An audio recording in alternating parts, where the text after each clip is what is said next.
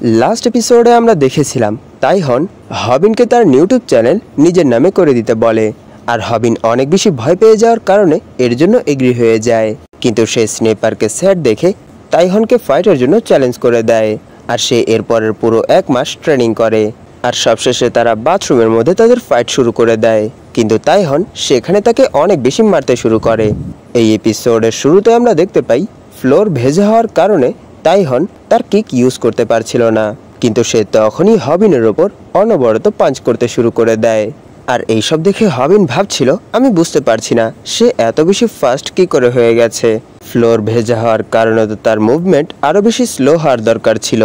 যখন আমি প্যাকের সাথে ফাইট করেছিলাম তখন আমি কোনোভাবে আমাদের মধ্যে একটা ডিস্টেন্স মেনটেন করতে পেরেছিলাম, কিন্তু এখানে তাইহন আমার সবগুলো মুভ প্রিডিক্ট করে ফেলছে। তখনই আমরা দেখতে পারি তাইহন হবিনের মুখে অনেক জোরে একটা পাঞ্চ করে। তখনই তাদের এক সাবস্ক্রাইবার বলে, তাইহন প্যাকের মতো না, তুমি এখানে তার পায়ের মুভমেন্টটা তো দেখো। তখন হবিন বলে, এটাই আমার প্রথমবার ছিল যখন আমি এই জিনিসটা বুঝতে পেরেছিলাম যে ফুটওয়ার্ক কত বেশি ইম্পর্টেন্ট। তাকে দেখে তো মনে হচ্ছে যে সে এখানে স্লাইড করছে, কিন্তু সে আসলে তার বডি ইউজ করে আমার কাছে আসছে। তখনই সেই পার্সন আবার কমেন্টে বলে, সে কি এটা সত্যিই ভেবেছিল যে একটা প্রোকে হারানো এত বেশি সহজ? সে এখানে এরকম পরিবেশের মধ্যেও তার ফুটওয়ার্ক অনেক ভালোভাবে ইউজ করছে, এটা মানতে হবে যে সে একটা প্রো। এরকম সিচুয়েশন দেখে হবিন ভাবছিল, আমি এখন আর এখান থেকে পালাতে পারবো না। আর এই সব কিছু সম্পর্কে কে ভাবে, কারণ আমিও এই পুরো 1 মাস অনেক বেশি হার্ড ওয়ার্ক করেছি। এটা ভেবেই সে তার উপর কাফ কিক ইউজ করে। আর এরই সাথে সে ভাবছিল, আমি তার পাঞ্চ আমার মাথা দিয়ে ব্লক করতে পারবো না, কারণ তার পাঞ্চ অনেক বেশি ফাস্ট। যদিও আমি এখানে তার উপর অ্যাটাক করতে পারছি, কিন্তু এখানে আমার স্ট্যামিনা ধীরে ধীরে শেষ হয়ে যাচ্ছে। তখনই হবিন তার উপর আবার কাফ কিক ইউজ করে, আর তাইহন তার মুখে একটা পাঞ্চ করে দেয়। এইসব দেখে স্নেপার বলছিল, কেন সে এখানে প্রতিবারই অ্যাটাক করার সময় তার মুভের নাম জোরে জোরে নিচ্ছে, আর সে অনেকক্ষণ যাবত তার উপর কেন কাফ কিক ইউজ করছে? তাহলে কি এই জোরে জোরে মুভের নাম নেওয়া আর এই কাফ কিকের পেছনে তার কোনো উদ্দেশ্য আছে? তখনই আমরা দেখতে পারি সেখানে আবার হবিন যখনই কাফ কিক বলে চিল্লায় তখনই তাইহন ভাবে সে আবার কাফ কিক ইউজ করবে। এটা ভেবেই সে এটা ডিফেন্ড করার জন্য তৈরি হয়ে যায়, কিন্তু তখনই হবিন তার উপর ট্যাকেল টেকনিক ইউজ করে। আর সেখানে স্যামডেক বলে, এত ট্রেনিং করার পরও কি তুমি কনফিডেন্ট না যে তুমি তাকে হারাতে পারবে? তোমার কি মনে হয় তুমি এই ট্যাকেল আগেও ইউজ করেছিলে, কিন্তু সেটা কোনো কাজেই আসেনি? যদি এরকমটাই হয়ে থাকে তাহলে তুমি আমার কথা মন দিয়ে শোনো, তুমি সেই সময় যেটা ইউজ করেছিলে সেটা অরিজিনাল ট্যাকেল না, কারণ সেই সময় তুমি তোমার অপোনেন্টের ভাইটাল পয়েন্ট ছেড়ে দিয়েছিলে। তাই যখনই তুমি কাউকে ট্যাকেল করবে তখনই তোমাকে তার হাঁটুর নিচে ধরতে হবে আর তাকে নিজের দিকে টানতে হবে, আর এরকমটা করে তুমি তোমার থেকে ভারী আর বড় পার্সনকেও নিচে ফেলতে পারবে। তখনই আমরা দেখতে পারি তাইহন নিচে পড়ে গেছে। এইসব দেখে স্নেপার ভাবছিল, আমার এখানে কিছু ঠিক মনে হচ্ছে না, কারণ তাইহন কি এখানে এত সহজেই নিচে পড়ে যাবে? তখন স্যামডেক বলে, এখন যেহেতু তুমি তোমার অপোনেন্টকে নিচে ফেলে দিয়েছো তাই এখন তোমার জিতার চান্স 50% থেকে বেড়ে গেছে। তাই একটা কথা মনে রেখো, সেই সময় তুমি তার উপর পাঞ্চ করতে শুরু করে দিও না, কারণ এই জিনিসটা মাথায় রাখতে হবে যে তুমি একটা প্রোর বিরুদ্ধে ফাইট করছো, তাই সেখানে তুমি তাকে হারানোর জন্য একটা চান্সই পাবে। তাহলে কি তুমি এটা জানতে যাচ্ছ যে সেই সময় তোমাকে কি করতে হবে? মনে করে দেখো, আমি তোমাকে প্রথমেই তোমার অপোনেন্টকে এক মুভে হারানোর একটা টেকনিক শিখিয়েছি। তোমাকে তোমার হাতের সাহায্যে তোমার অপোনেন্টের কলার টাইটলি ধরতে হবে আর তাকে এভাবে টানতে হবে যাতে করে তার এটা মনে হয় যে সে একটা জালের মধ্যে ফেসে গেছে, আর অন্য হাত দিয়ে তার আরেকটা কলার ধরো, আর এরকমটা করলে একটা ক্রস সিম্বল তৈরি হয়ে যাবে। এরপর তুমি তোমার ফুল ফোর্স ইউজ করে তার উপর প্রেসার ক্রিয়েট করো, আর এই মুভকে আমরা ক্রস চপ বলি। আর এই ক্রস চপের সাহায্যে একটা পার্সনকে বেহোশ হতে 10 সেকেন্ড সময় লাগে, তাই সেই সময় তোমাকে মনে মনে 10 পর্যন্ত গুনতে হবে। তখনই সেখানে তাইহন বলে, এই ছেলে, তোমার পা আমার শরীরের উপর নেই, নিশ্চয়ই এটা তোমার প্রথম লড়াই, তাই না? এইসব দেখে হবিন অনেক বেশি শক হয়ে ভাবছিল, এটা কি করে হতে পারে? আমার ক্রস চপ কি তার উপর কাজ করছে না? তাকে এত বেশি শক হতে দেখে তাইহন বলে, আমার মনে হয় তোমার সহ্য ক্ষমতা অনেক কম। এইসব শুনে হবিনের ফার্স্ট লেসনের কথা মনে পড়ে, যেখানে স্যামডেক বলেছিল, তোমাকে সবসময় নিজের ইমোশনকে কন্ট্রোল করে রাখতে হবে, তোমার অভিজ্ঞতা যত কম তোমাকে তত বেশি শান্ত হয়ে থাকতে হবে, আর সবগুলো মুভের উপরই ভালোভাবে ফোকাস করতে হবে। এইসব মনে পড়ার পর হবিন ভাবছিল আমি একটা ইডিয়েট, আমি পুরো মাস এইসব কিছুরই ট্রেনিং করেছি, কিন্তু আমি এখানে আমার ইমোশনের ভেতর এত বেশি হারিয়ে গিয়েছিলাম যে যার জন্য আমি বেসিকই ভুলে গেছি। তখন তাইহন বলে তুমি একটা ট্যাকেলকে ক্রস চপে বদলে দিয়েছো, এটা মানতে হবে যে তুমি অনেক বেশি হার্ড ট্রেনিং করেছো। তখনই তার এক সাবস্ক্রাইবার বলে তাইহন তাকে নিজেকে ইচ্ছে করে ফেলতে দিয়েছে।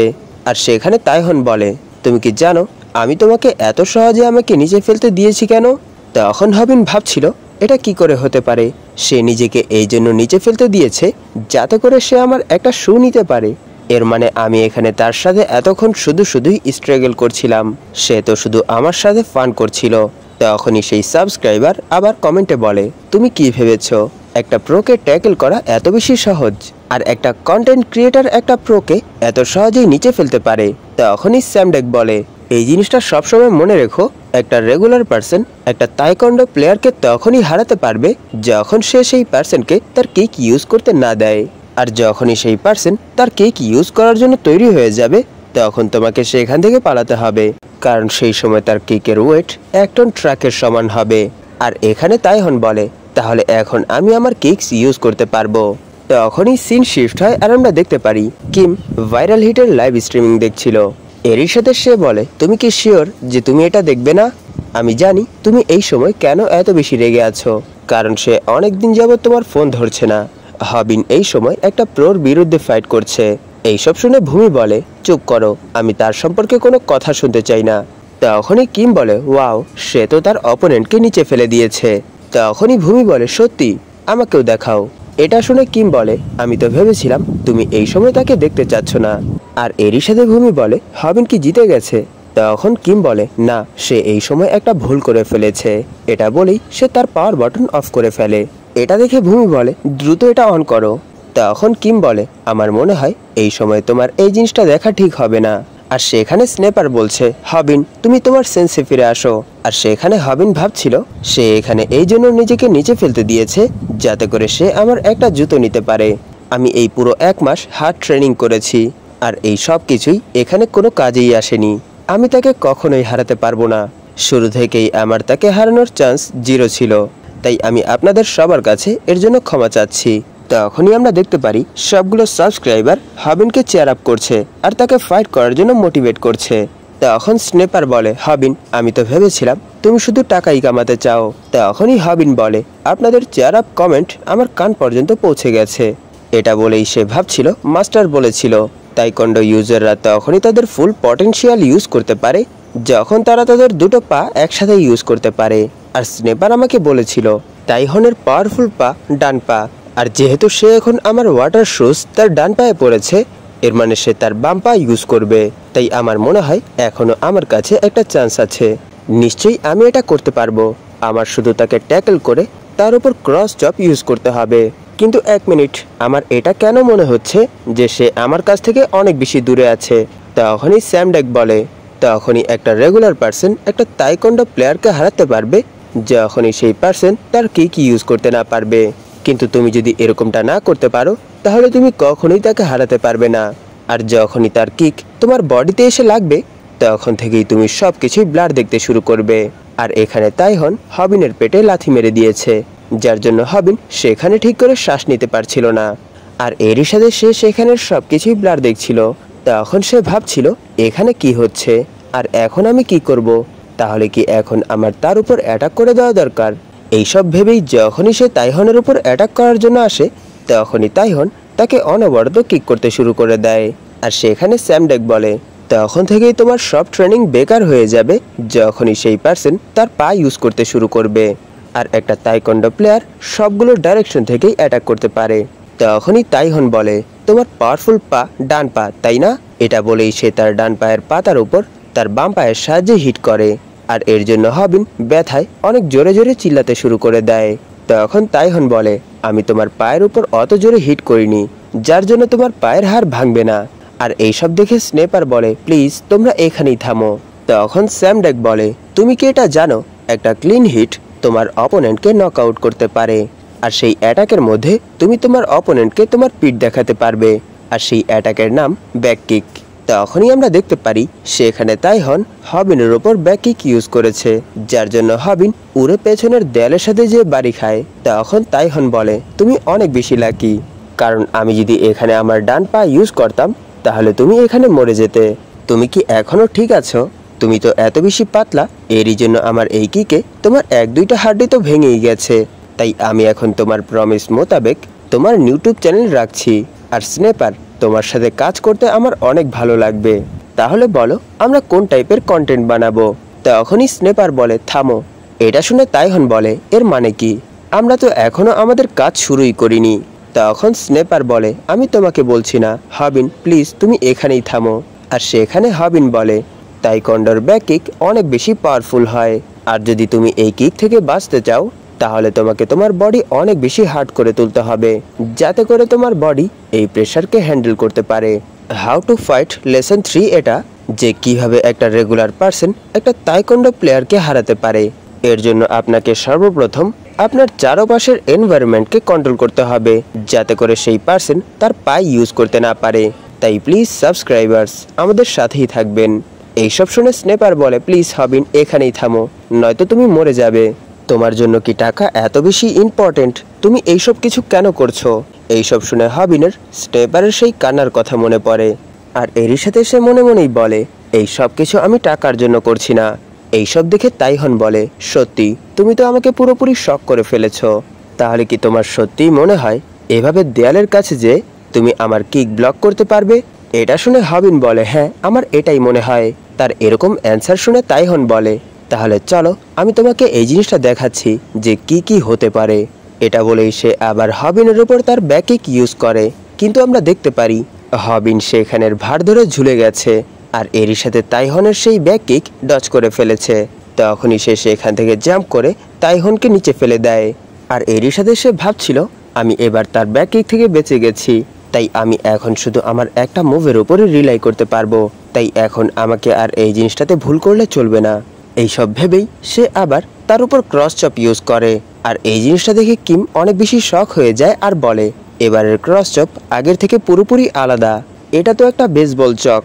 হবিন তাইহনের সাথে বেট লাগিয়েছিল, আর তাইহনের কাছে তো হবিন শুধু একটা মজার পাত্র ছিল, কারণ তার হাইট 5 ফুট 3-এর আশেপাশে হবে, আর তার ওয়েটও 50 কেজির আশেপাশেই হবে। এই সব কিছুর জন্যই সে তো শুধু তাইহনের কাছে একটা খেলনা ছিল, যার সাহায্যে সে তার ব্লাড লস পূরণ করতে পারবে। কিন্তু এখন সেই খেলনাই তাকে পাওয়ারলেস ফিল করাচ্ছে, আর তাকে এম্বারেসমেন্ট দিয়ে ভরে ফেলছে। এই সব কিছুই তো ঠিক সেই রকমই হচ্ছে যেমনটা তার সাথে প্রথমবার হয়েছিল, আর সেই সময় সে সেখানে নিজেকে পাওয়ারলেস ফিল করছিল, আর এরই সাথে সে হেরে গিয়েছিল। আর এটা সেই মোমেন্ট যেই মোমেন্ট কোনো ফাইটার কখনোই ভুলতে পারে না, আর সে এখানেও ঠিক তেমনি ট্যাপ আউট করছে।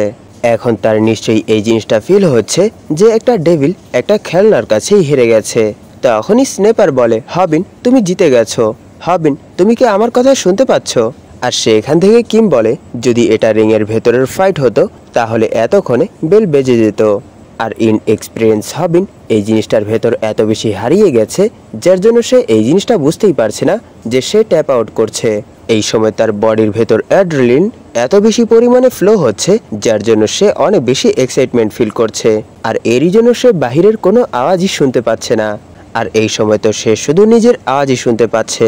তখনই স্যাম ড্যাক বলে, এটা কোনো রিংয়ের ফাইট না, এটা স্ট্রিট ফাইট, তাই তোমাকে ততক্ষণ পর্যন্ত রিল্যাক্স হলে চলবে না যতক্ষণ পর্যন্ত তোমার অপোনেন্ট বেহুশ হয়ে না যায়।